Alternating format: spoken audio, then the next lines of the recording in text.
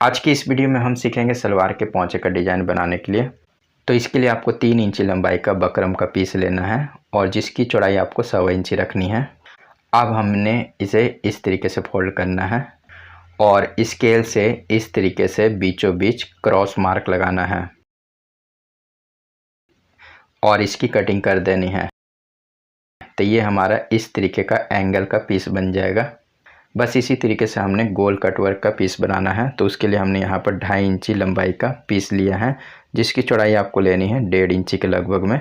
अब इसे भी हमने इस तरीके से फोल्ड करना है और यहाँ पर हमने किनारे पर इसके गोलाई का मार्क लगाना है और इसी के हिसाब से हम इसकी कटिंग कर देंगे। दोस्तों इस तरीके से हमने यहाँ पर एक एंगल और एक कटवर्क का पीस निकाल लिया है। अब इसी के हिसाब से हमने डिज़ाइन को तैयार करना है। तो उसके लिए हमने यहाँ पर 5.25 इंची चौड़ाई की बकरम ली है जिसकी लंबाई आप अपने मोहरी के हिसाब से रख लें। अब हम इसे इस तरीके से फोल्ड करेंगे और इसी फोल्ड के हिसाब से हम यहाँ पर मार्क दे देंगे। अब हम 1/2 इंची बकरम के किनारे पर मार्क लगाएंगे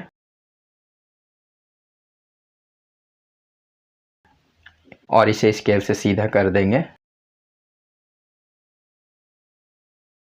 अब हमने एंगल वाले पीस को लेना है और इसके पॉइंट को ऊपर की तरफ इस तरीके से रखना है और जहाँ पर हमने 1/2 इंची का मार्क लगाया है और मिडिल का हमारा बकरम का मार्क है वहाँ पर हम इसे बैठाएंगे इस तरीके से और इसी के हिसाब से हम यहाँ पर मार्क दे देंगे।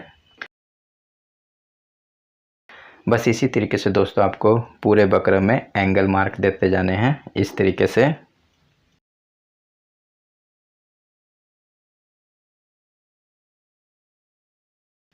और लास्ट जहाँ पर एंगल का मार्क है वहाँ पर एक सीधा मार्क इस तरीके से दे देना है। तो एक तरफ का हमारा मार्क लग गया है। बस इसी तरीके से एंगल को आप दूसरी तरफ बैठा दें मिलाकर इस तरीके से। बस इसी तरीके से आपको पूरे मार्क लगा देने हैं।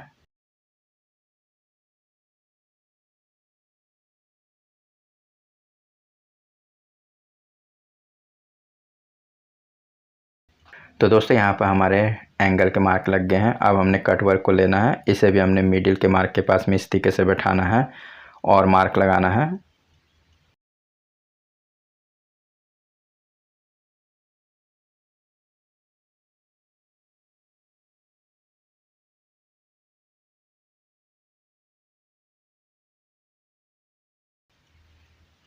तो दोस्तों यहाँ पर हमने कट वर्क के मार्क भी लगा दिए हैं और एंगल के भी हमारे मार्क लग गए हैं। अब इसी के हिसाब से हम इसकी कटिंग कर लेंगे। तो देख सकते हैं दोस्तों किस तरीके से हम इसकी कटिंग कर रहे हैं। बस इसी तरीके से आपको कटिंग कर लेनी है।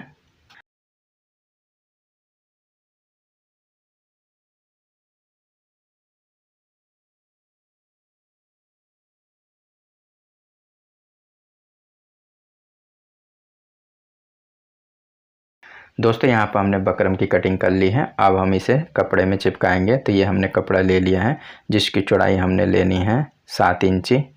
अब हमने इस बकरम को इस तरीके से यहाँ पर बैठाना है और प्रेस से चिपका देना है। तो 1/2 इंची मार्जिन रख कर ही हमने इसे चिपकाना है और किनारे की तरफ हमने इसे 1/2 इंची का फोल्ड कर देना है। अब हमने नीचे वाले कटवर्क को 1/2 इंची छोड़ कर कपड़े में चिपकाना है इस तरीके से। तो दोस्तों यहाँ पर हमने बकरम को चिपका दिया है। अब हमने 1/2 इंची मिडिल कर कटिंग कर देनी है। तो देखिए दोस्तों यहाँ पर हमने इसकी कटिंग कर दी है 1/2 इंची मार्जिन रख कर। साइड में अगर कपड़ा बढ़ता है थोड़ा सा तो आप इसे कटिंग कर लें। बस इसी तरीके से दोस्तों आपको इस तरफ भी 1/2 इंची की मार्जिन रख कर इसकी कटिंग कर लेनी है। तो देख सकते हैं दोस्तों यहाँ पर हमने इस तरह भी इसकी कटिंग कर ली है। अब हमने कट वर्क को एकदम बकरम के किनारे किनारे कटिंग कर लेना है इस तरीके से।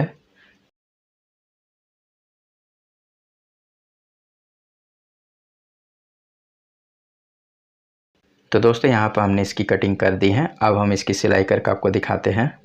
तो दोस्तों हम मशीन में आ गए हैं और हमने यहाँ पर सलवार का पोंचा ले लिया है। पहले हमने इसके उल्टे का मार्क इस तरीके से लगा देना है। अब हमने कट वर्क को यहाँ पर बैठाना है, फिर हम एंगल को इस तरीके से बैठाएंगे। तो देखिए दोस्तों इसे हमने मिडिल में करके ही लगाना है। तो पहले हमने इसके पोंचे का मिडिल का कट लगाना है इस तरीके से। यहाँ पर हमारे एंगल के मिडिल का भी मार्क लगा हुआ है, तो मार्क के हिसाब से हम इसकी सिलाई करेंगे। तो ऊपर के एंगल का भी हम यहाँ पर कट दे देते हैं मिडिल करके, ताकि आपको अच्छी तरीके से समझ में आ सके। अब हमने कट वर्क को यहाँ पर मिडिल करके बैठाना है इस तरीके से। अब एंगल को भी हमने इस तरीके से बैठाएंगे मिडिल करके, और इसी के हिसाब से हमने इसकी कटिंग कर लेनी है। तो देखिए दोस्तों, यहाँ पर हमने इसकी कटिंग कर ली है। पहले हम यहाँ पर नीचे के कटवर्क की सिलाई करेंगे, तो उसके लिए हमने यहाँ पर एक सीधी सिलाई देनी है। फिर हम इस एंगल के हिसाब से इसकी सिलाई देंगे बकरम के किनारे किनारे इस तरीके से।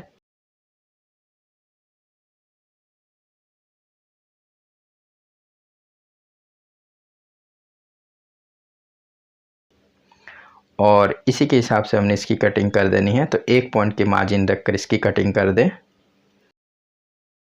और जहाँ पर पॉइंट है वहाँ पर भी थोड़ा थोड़ा कपड़ा कटिंग कर लें। अब बीच में हमने यहाँ पर छोटे छोटे कट दे देने हैं जहाँ पर हमारा भी है, और इसे इस तरीके से पीछे की तरफ पलट लेना है। तो जहाँ पर हमारे पॉइंट है वहाँ पर पॉइंट को निकालने के लिए कैंची की मदद ले लें। तो दोस्तों, यहाँ पर हमने कैंची की मदद से सारे पॉइंट को निकाल लेना है और इसे अच्छी तरीके से बैठा देना है। तो देखिए दोस्तों, यहाँ पर हमने इसे अच्छी तरीके से बैठा दिया है। अब हम लेंगे एक क्रॉस पट्टी जो कि अलग कलर की है, तो इसकी चौड़ाई आपको 7.25 इंच रखनी है। अब हमने इस कट वर्क को यहाँ पर बैठाना है और इसमें सिलाई देनी है। और ये सिलाई आपको एकदम ध्यान देना दोस्तों कि एकदम कट वर्क को हल्का सा बारीक सा पकड़ते हुए आपको देनी है।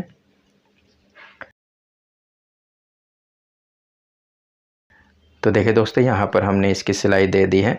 अब हमने कट वर्क के किनारे किनारे सिलाई देनी है। एकदम बारीक सी सिलाई दोस्तों आपको देनी है, ताकि पाइपिंग निकालने में आपको दिक्कत ना हो। तो देखिए दोस्तों, इस तरीके से आपको बारीक सी सिलाई दे देनी है ताकि पाइपिंग निकालने में दिक्कत ना हो।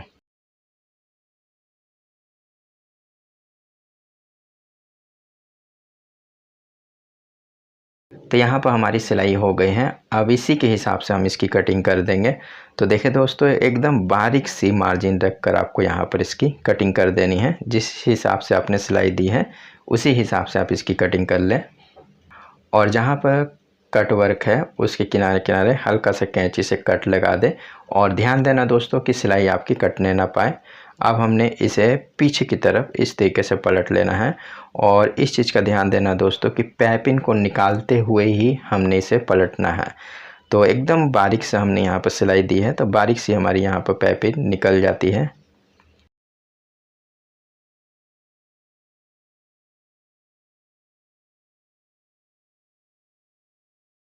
तो इस चीज़ का ध्यान देना दोस्तों कि एकदम पाइपिंग को अच्छी तरीके से बैठाकर इसमें सिलाई दे दें। तो एकदम किनारे पर हमने इसकी सिलाई देनी है, और बीच बीच में सिलाई करते समय आपको पाइपिंग को बैठाते भी जाना है अच्छी तरीके से।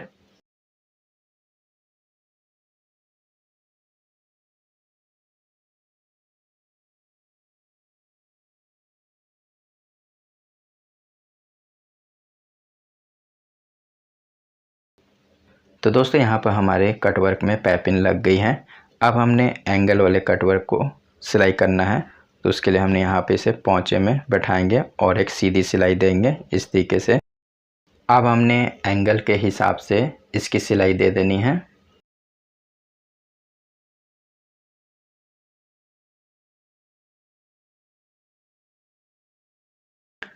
तो ये सिलाई हमारी हो गई है। तो यहाँ पर भी हमने 1 पॉइंट की मार्जिन रखकर इसकी कटिंग करनी है, और जहाँ पर पॉइंट है वहाँ थोड़ा थोड़ा कपड़ा कटिंग कर देंगे। अब हमने इसे अंदर की तरफ इस तरीके से पलट लेना है।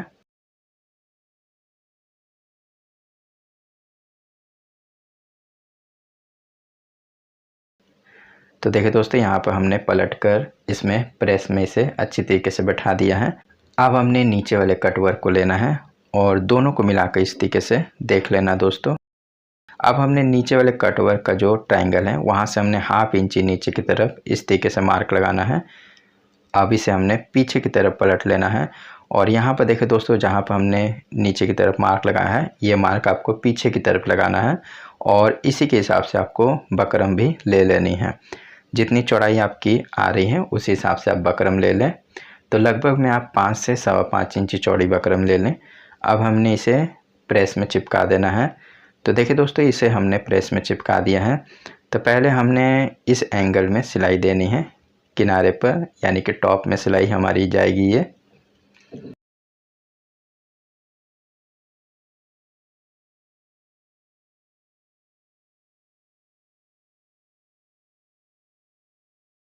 तो ये सिलाई हमारी हो गई है। अब हमने मोहरी वाले एंगल को लेना है और इसे इस तरीके से बैठाना है और अच्छी तरीके से सारे एंगल को मिलाते हुए हम इसमें सिलाई देंगे। तो साइड की थोड़ी सी मार्जिन यहाँ बढ़ रही है तो कटिंग कर लेंगे। तो इसके टॉप में हमने ये सिलाई देनी है।